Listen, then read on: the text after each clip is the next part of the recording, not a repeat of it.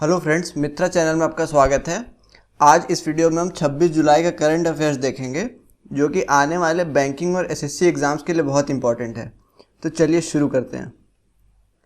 सबसे पहला है, who has been appointed as secretary east in the ministry of external affairs. तो इसका आंसर हो जाएगा रीवा गांगुली दास। रीवा गांगुली दास को, जो कि इंडिया हाई कमिश्नर हैं बांग्लादेश की, उन्हें विजय ठाकुर के जगह पे सेक्रेटरी अपॉइंट किया गया है मिनिस्ट्री ऑफ एक्सटर्नल अफेयर्स में। Union minister of ministry of external affairs हैं सुब्रमण्यम जयशंकर और इसका हेडक्वार्टर है न्यू दिल्ली। ये इनकी फाइल फोटो और ये मिनिस्ट्री ऑफ एक्सटर्नल अफेयर्स का सिंबल। आगे है, MD and CEO of Indian Overseas bank किसे अपॉइंट किया गया है। तो MD and CEO of Indian Overseas bank कौन हो गया? ये हो गया आपका पार्थ प्रतिम सेनगुप्ता। पार्थ प्रतिम सेनगुप्ता अभी जो हैं ये डेप्यूटी मैनेजिंग डायरेक्टर है एसबीआई में, और ये करनाम शेखर को रिप्लेस करके ये अभी MD and CEO of Indian Overseas Bank appoint किए जाएंगे। इंडियन ओवरसीज बैंक का हेडक्वार्टर कहाँ है? तो चेन्नई में इसका हेडक्वार्टर है। ये इनकी फाइल फोटो हो गई। और इंडियन ओवरसीज बैंक, इसमें एक चीज़ ध्यान देने वाली है कि इसका थीम क्या है, मतलब जो इसकी टैग लाइन है। तो इंडियन ओवरसीज बैंक की टैग लाइन है good people to grow with. ये इसकी टैग लाइन हो गई। अब आगे है श्रीपली वीराकोडी, जो कि हाल फिलहाल रिटायर हुई हैं। ये किस फील्ड से बिलोंग करती हैं? तो इसका आंसर हो जाएगा कि ये क्रिकेट से बिलोंग करती हैं, और ये श्रीलंकन बॉलिंग ऑलराउंडर थी जिन्होंने अपना हाल फिलहाल इंटरनेशनल क्रिकेट से रिटायरमेंट का अनाउंसमेंट किया है। ये इनकी इमेज हो गई। आगे है, MD and CEO of Tata AI life limited किसे अपॉइंट किया गया है? तो ये नवीन तहिलियानी को अपॉइंट किया गया है। नवीन तहिलियानी अभी जो करेंटली ऋषि श्रीवास्तव इस पे एमडी एंड सीईओ ऑफ हैं टाटा एआई लाइफ के, उसके जगह पे काम करेंगे ऋषि श्रीवास्तव को रिप्लेस करके। ये हो गई नवीन तहिलियानी की फ़ोटो और ये Tata AI life insurance. Who got appointment as honorary advisor for BRICS Chamber of Commerce and Industry? तो इसका आंसर हो जाएगा साहिल सेठ।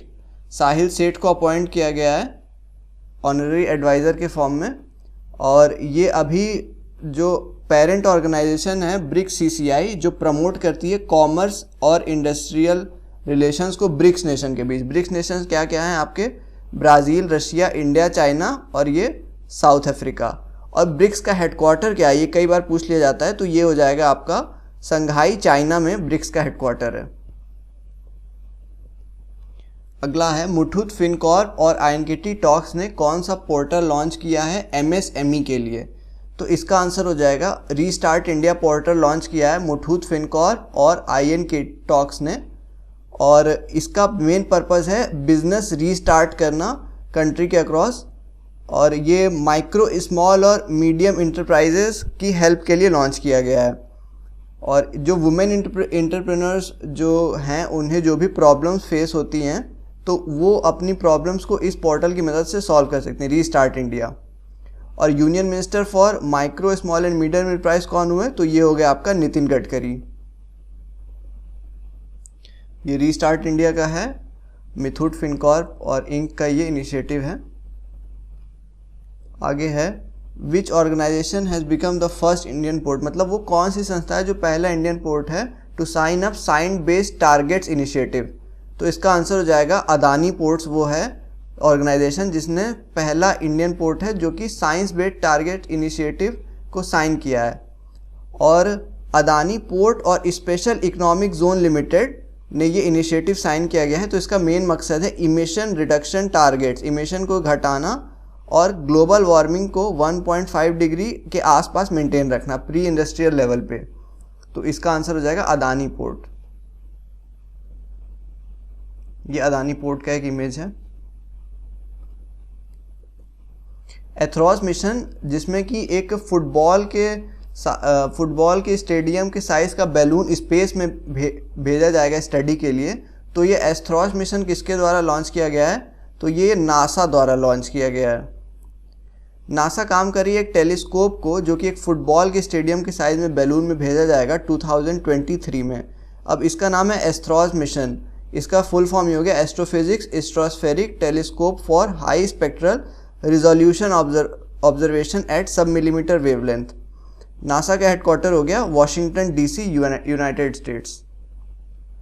ये वही वो बैलून है जो कि एक फुटबॉल के स्टेडियम का साइज़ है और इसके अंदर टेलीस्कोप रहेगा ताकि यूनिवर्स में इमेज कैप्चर की जा सके और रिलेटेड स्टडी हो सके। अगला है, इंडिया ने कौन से कंट्री के साथ एक जॉइंट डेवलपमेंट किया है, मतलब एक जॉइंट पार्टनरशिप की है मिलके, जिससे इन्होंने डेवलप किया है अल्ट्रा रैपिड कोविड-19 टेस्टिंग किट। तो इसका आंसर हो जाएगा इंडिया और इजराइल ने मिलके इसे डेवलप किया गया है अल्ट्रा रैपिड कोविड-19 टेस्टिंग किट को। अब इस टेस्टिंग किट जो है ये आर्टिफिशियल इंटेलिजेंस का इस्तेमाल करती है वॉइस टेस्ट के लिए, ब्रेथ एनालाइजिंग टेस्ट के लिए और आइसोथर्मल टेस्टिंग के लिए। इंडिया और इजराइल ये कोविड की वैक्सीन निकालने पे भी काम कर रहे हैं। इजराइल का कैपिटल हो गया जेरूसलेम और इसकी करेंसी हो गई न्यू शेकेल। साथ ही इसके प्रेसिडेंट हो गए र्यूविन रिवलिन। और इजराइल की ये लोकेशन हो गई मैप में, ये इजराइल अफ्रीका और सऊदी अरेबिया के पास एक एरिया में पड़ता है। ये इजराइल की वर्ल्ड मैप पे लोकेशन हो गई। और इजराइल और भारत के रिलेशन बहुत ही अच्छे हैं। अगला है, ग्रीन क्लाइमेट फंड ने कौन से संस्था के साथ पार्टनरशिप की है ताकि वो ग्रीन रिकवरी कर सके कोविड-19 से। तो इसका आंसर हो जाएगा एशियन डेवलपमेंट बैंक के साथ ग्रीन क्लाइमेट फंड की पार्टनरशिप हुई है for green recovery from covid. Asian development bank ने $20 मिलियन का ऑफ़र किया है कोविड-19 से रिकवरी के लिए। और ये जो कोलैबोरेशन हुआ है ये कार्बन एमिशन को घटाने पे काम कर रहा है। और जो भी क्लाइमेट मतलब जो वो सारे डेवलपमेंट जो क्लाइमेट को नुकसान ना पहुंचाए एशिया पैसिफिक में, उसके पीछे ये ग्रीन क्लाइमेट फंड और एशियन डेवलपमेंट बैंक काम कर रहे हैं। एशियन डेवलपमेंट बैंक का हेडक्वार्टर हो गया मांडलोयोंग फिलीपींस में और इसके प्रेसिडेंट हो गए मासाटसुगु असाकावा। ये प्रेसिडेंट कई बार रेगुलरली आता है एग्जाम में। मासाटसुगु असाकावा इसके प्रेसिडेंट हो गए। Who has launch piloting of national transit pass system. तो NTPS किसने लॉन्च किया है? ये लॉन्च किया है आपका प्रकाश जावड़ेकर ने। प्रकाश जावड़ेकर ने आपका NTPS लॉन्च किया है। और NTPS जो है ये manual paper based transit system को ऑनलाइन से रिप्लेस कर देगा। मतलब जो काम अभी तक पेपर पे हो रहा था वो अब ऑनलाइन सिस्टम पे होने लगेगा। Enabling ease of movement of timber, bamboo and other forest products. मतलब कि जो भी फॉरेस्ट प्रोडक्ट्स आते हैं या फॉरेस्ट प्रोड्यूस हैं जैसे टिम्बर, बैम्बू या कोई भी ऐसा नेचुरल रिसोर्सेज, तो उसका ये ईज़ ऑफ मूवमेंट में ये मदद करता है नेशनल ट्रांजिट पास सिस्टम। और ये सिस्टम को ऑनलाइन कर दिया है पेपर मोड से।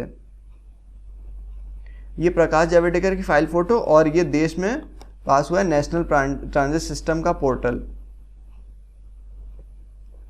तो फ्रेंड्स बस आज के लिए इतना ही। अगर वीडियो पसंद आए तो लाइक करें, चैनल को सब्सक्राइब करें। Thank you.